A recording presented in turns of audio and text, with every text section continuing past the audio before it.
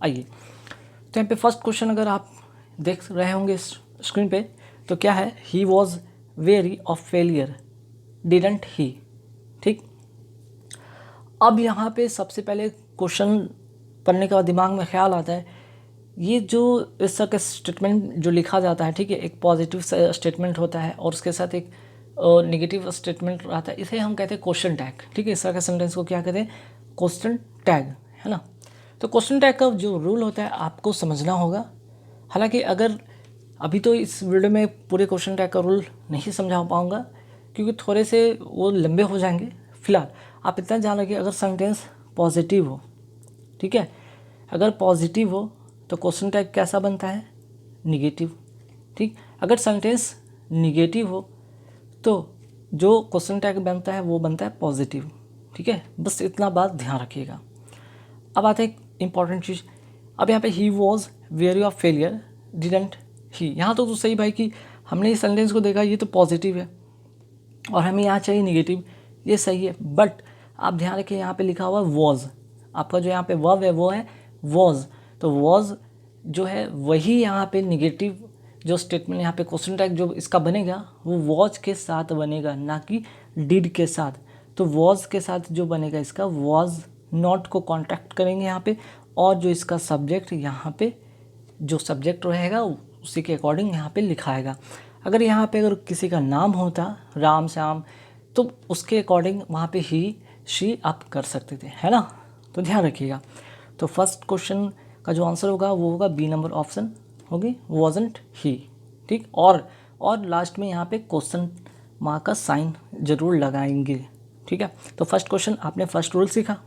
चलिए अब आते हैं नेक्स्ट क्वेश्चन पे। जब सेंटेंस से यहाँ पे पढ़ते हैं कि what you have been doing since the workshop last month, जब सेंटेंस पूरा पढ़ते थे एक यहाँ पे चीज़ दिखता है वो होता है क्वेश्चन मार्क।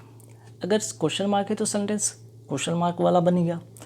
अगर क्वेश्चन मार्क वाला अगर होगा तो यहाँ पे व्हाट के बाद जो है WH क्वेश्चन के बाद आपको यहाँ पे कोई भी सब्जेक्ट के तौर पे यहाँ पे ही सी इट नहीं होगा। ठीक है, कोई भी नहीं होगा, बल्कि क्या होगा यहाँ पे, ये जो है आपको हैव को आगे लाना होगा, हैव को आगे लाना होगा। ठीक है, तो जब आप हैव को आप आगे लाते हैं, ठीक, तब जो सेंटेंस जो होगा हैव यू बीन डूइंग, है ना। अब ऐसा नहीं था कि हैव के बाद तो यहाँ पे यू आपको दिखा, यहाँ भी यू है, बट यहाँ पे ध्यान कि सिंस की बात होती है, सिंस फॉर का जब यूज होता है तो एक कंटिन्यूटी की बात होती है, और प्रेजेंट परफेक्ट कंटिन्यूस में होता है कि आपको हैज़ बीन या हैव बीन का यूज़ किया जाता है ना। तो यू के साथ आप सभी को पता है कि हैव का यूज़ होता है, और हैव बीन के बाद आपको यहाँ पर डूइंग होगा, मीन्स कि यहाँ भी सी नंबर ऑप्शन होगा, आप इसे टिक करेंगे। ठीक है, तो 2 क्वेश्चन 2 रूल सीखा आपने। आते थर्ड वाले में क्या ऐसा रूल दिखने वाला है। चलिए, किड्स से, किड्स कोई व्यक्ति का नाम है, वो कहता है the idea very well in this poems. ठीक है, सेंटेंस पढ़ने में बहुत अच्छा लगा, चीज़ें समझ में भी आ गई, लेकिन कई बार छोटी छोटी चीज़ें होती हैं जो कि आपको जानने लायक होते हैं और वहीं पे आप गलती कर बैठते हैं, है ना। सबसे पहले जानिएगा, फीलिंग की बात करते हैं। फीलिंग की अगर हम बात करें तो फीलिंग को क्या करते हैं, हम एक्सप्रेस करते हैं। ठीक है, लेकिन जहाँ हम बात करते हैं आइडिया का, ठीक है, जहाँ हम बात करते हैं आइडिया का, वहाँ पे हम क्या करते हैं, डिस्क्राइब करते हैं। ठीक है, क्या करते हैं, डिस्क्राइब करते हैं। जब हम सेंटेंस तो पढ़े तो भाई यहाँ पे सारी चीज़ें बहुत समझ में सिंपल लग रही थी, सही लग रही थी, लेकिन जैसे ही मैंने एक चीज़ आपको बताया होगा कि जब फीलिंग हो तो वहाँ पे एक्सप्रेस जैसे वर्ड को यूज़ करते हैं, और जहाँ आइडिया वहाँ पे डिस्क्राइब जैसे वर्ड यूज़ करते हैं। यहाँ पे मुझे दिखा आइडिया, यहाँ पे क्या दिखा, आइडिया, तो आइडिया के लिए हम क्या करेंगे, सेज नहीं करेंगे। ठीक है, क्या करेंगे, आप यहाँ पे डिस्क्राइब लगाएंगे, मीन्स कि बी नंबर ऑप्शन होगा। क्लियर, आप बी नंबर ऑप्शन पे टिक कर लेंगे। तो ये बहुत अच्छा यहाँ पे रूल सीखने वाली बात होगा। फीलिंग के लिए आप क्या करते हैं, एक्सप्रेस करते हैं, आइडिया के लिए आप डिस्क्राइब करते हैं, है ना। चलिए अब नेक्स्ट क्वेश्चन है, the enemy soldiers went back hastily. अब यहाँ पे क्या ऐसा चीज़ होगा या फिर क्या यहाँ पे गलती है जिसे आपको सुधारना होगा। तो सबसे पहले हम बात कर रहे हैं यहाँ पे सोल्जर्स की बात कर रहे हैं। ठीक है, तो एनिमी सोल्जर्स की बात कर रहे हैं, और वेंट बैक से पता चल रहा है कि बहुत तेज़ी से की बात की गई है यहाँ पे। तो इससे बात पता चला कि सोल्जर है, और वेंट बैक से भी एक चीज़ तो पता चला कि भाई वो वापस लौटने की बात हो रही है। ठीक है, जब हम बात करते हैं सोल्जर्स का, तो सोल्जर्स वाले टर्म में हम क्या करते हैं, बेंट बैक यूज़ नहीं करते हैं। पीछे हटने के लिए हम बेंट बैक का यूज़ नहीं करते हैं, बल्कि हम इसकी जगह पे क्या यूज़ करेंगे, रिट्रीट यूज़ करेंगे। ठीक है, रिट्रीट, चूँकि यहाँ पे वेंट लगा के यहाँ पे V2 का यूज़ किया गया था, इसलिए यहाँ पे भी रिट्रीटेड होगा। रिट्रीटेड का मतलब यूँ होता है मोर्चे से वापस हो जाना।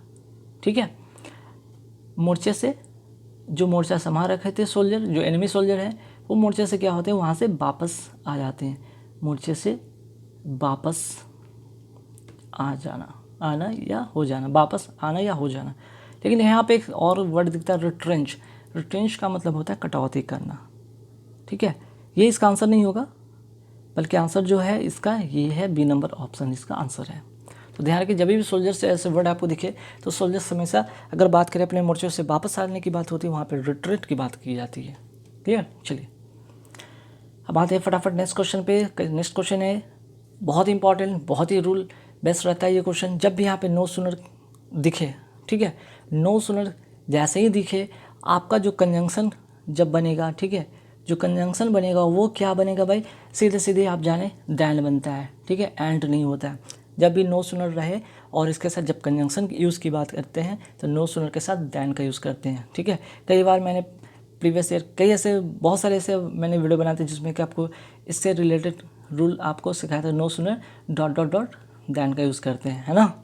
चलिए अब आते हैं नेक्स्ट क्वेश्चन पे।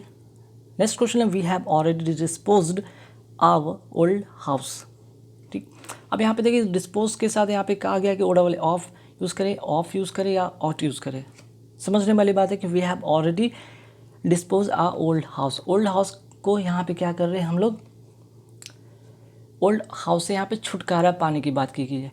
तो ध्यान रखिएगा, ये डिस्पोज के साथ हमेशा जो फिक्स प्रीपोजिशन होता है ऑफ का यूज़ होता है। ठीक है, फिक्स प्रीपोजिशन वाले में मैं वीडियो जब बनाया था तो उसमें भी मैं फिक्स प्रीपोजिशन का जो है इस बात का मैं वहाँ पे जिक्र किया था कि ध्यान रखिएगा कभी भी डिस्पोज के साथ ऑफ यहाँ पे लगाते हैं जब आप छुटकारा पाने के सेंस की बात करते हैं। ठीक है, तो आप सी नंबर ऑप्शन की यूज़ करेंगे। काफ़ी इंपॉर्टेंट क्वेश्चन है, ध्यान में रखिए इसे। ठीक, अब चलिए आते हैं नेक्स्ट क्वेश्चन फिर से आपके सामने आया, और ये फिर से क्वेश्चन देखने से लग रहा है कि यहाँ पे एक पॉजिटिव सेंटेंस है और यहाँ पे नेगेटिव स्टेटमेंट जो कि लास्ट में क्वेश्चन मार्क जैसा लिखा हुआ है। तो जैसे कि ऐसा क्वेश्चन दिखता है, सेंटेंस दिखता है, वो क्वेश्चन टैग का सवाल होता है, क्वेश्चन टैग का सवाल होता है। अभी पहले वाले क्वेश्चन को मैंने बताया था कि ऐसे ही बनता है। ठीक है, तो सेंटेंस पॉजिटिव हो, क्वेश्चन टैग नेगेटिव, अगर सेंटेंस नेगेटिव हो तो क्वेश्चन टैग पॉजिटिव। तो यहाँ पे सेंटेंस क्या है भाई, पॉजिटिव, तो क्वेश्चन टैग क्या बनेगा, नेगेटिव, जो कि यहाँ पे है पॉजिटिव, ये है गलत। तो हम क्या करेंगे, चूँकि और यहाँ पे बताया जो वर्ब होगा वो तो वर्ब वो होगा, उसके साथ नेगेटिव नॉट का यूज़ करेंगे, और जो यहाँ पे आपका सब्जेक्ट के तौर पे जो भी ही सी इट नेम है वो यहाँ पे लिख देंगे, और लास्ट में क्वेश्चन मार्क लगाएंगे, मीन्स कि कांट वी होगा। ठीक है, we can buy anything in this shop, can't we, last में क्वेश्चन मार्क, मीन्स कि बी नंबर ऑप्शन होगा इसका करेक्ट आंसर। ठीक है, चलिए नेक्स्ट क्वेश्चन है। जैसे इस सेंटेंस को देखते हैं तो आपको एक स्ट्रक्चर इससे याद आता है। ठीक है, if plus subject plus had plus verb का third form dot dot I, means कि यहाँ पे आई के जगह पे आप सब्जेक्ट लग सकते हैं, वुड लिख सकते हैं, वुड नॉट प्लस हैव और वर्ब का थर्ड फॉर्म। तो ऐसे स्ट्रक्चर जैसे दिखता है, आप क्या करेंगे, if I had followed your advice I would not have regretted today. ठीक है, I have not regretted today. तो इस स्ट्रक्चर के हिसाब से जो होगा ऑप्शन नंबर सी इसका करेक्ट आंसर होगा। ध्यान रखिए, स्ट्रक्चर को आप जरूर दिमाग में रखिएगा, कई बार इससे रिलेटेड क्वेश्चन एग्जाम में बनते हैं। ठीक, चलिए नेक्स्ट जो क्वेश्चन पे आते हैं, ये भी बहुत ही इंपॉर्टेंट क्वेश्चन है, अपने आप में एक कह सकते हैं फिक्स प्रीपोजिशन जैसा वर्ड है। जैसे कि यहाँ पे लिखा हुआ है एक word answer of, answer for का मतलब होता है जवाब दे होना। क्या होना भाई, जवाब दे होना, मीन्स कि आपके ऊपर कोई जिम्मेदारी थी और उसके लिए आप उस चीज़ के लिए जिम्मेदार हो, जवाबदेह हो। ठीक है, somebody must be made to answer for the securities scam, means कि सिक्योरिटी स्कैम्स की घटना हुई थी, जो ये चीज़ हुआ था, उसलिए कुछ लोग जिम्मेदार थे या उन्हें जवाबदेह माना गया था। ठीक है, तो यहाँ पे पूछा गया था भाई आंसर के साथ क्या हम टू लगा सकते, अपॉन लगा सकते, आफ्टर लगा सकते, या नो इम्प्रूवमेंट रखेंगे। तो आंसर होगा नो इम्प्रूवमेंट, मीन्स कि ये सही है। ठीक है, ये सही है। अब सवाल पे आते हैं क्वेश्चन नंबर 10 पर, corruption is the most serious problem in India. तो क्या ये यहाँ पे कुछ चेंजेस कर सकते हैं? द मोर सीरियस नहीं, कॉम्परेटिव तो बनाने नहीं है, सीरियसर कोई यहाँ पे फिर से कंपैरिजन जैसा कोई वर्ड होता नहीं है, और सीरियस यहाँ पे सिर्फ corruption is serious problem in India नहीं कर सकते, बल्कि यहाँ पे जो सेंटेंस होगा वो होगा नो इम्प्रूवमेंट, मीन्स कि करप्शन इज़ द मोस्ट, क्योंकि उस प्रॉब्लम के बारे में हम उस पर फोकस कर रहे हैं, बता रहे हैं कि ये जो है मोस्ट सीरियस, बहुत ही गंभीर, ये कह सकते हैं कि प्रॉब्लम है, एक गंभीर और बहुत ही बड़ी समस्या है इंडिया में। ठीक है, करप्शन।